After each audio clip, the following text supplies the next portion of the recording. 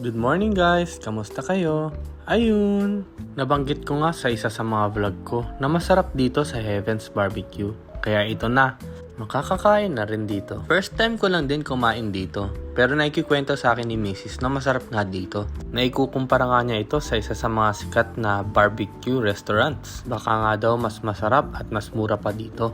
Maganda yung place nila, maliit lang, comfortable at may pagkasosyalan datingan. 24 hours nga pala nag-ooperate ito.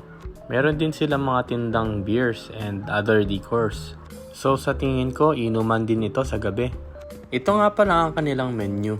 Yung mga selection nila ng pagkain ay mga Filipino favorites. Mga barbecue, silog, meron din silang pansit, at iba-ibang drinks and coffees. Eto nga si Mrs. pa-chill-chill lang habang nag-aantay ng order. O diba, goblet pa ang gamit na baso. Nagdidilig lang naman ng bigas niya yan sa Shopee at dumating na nga ang mga in-order namin. Bali, in-order namin itong Taste of Heavens na may half slab ng pork belly, 2 pieces pork barbecue sticks, 1 pork chicken barbecue at 2 pieces chicken breast barbecue stick sa halagang 565. Wala pang rice yon kaya nag-separate order kami ng bacon rice for 165 pesos. Ito yung Java rice nila dito. Good for 2 na ito.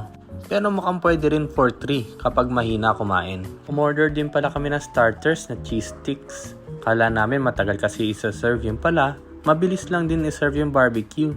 At kumain na nga kami, pinaghatian namin ng bawat portion para marami kaming matikman.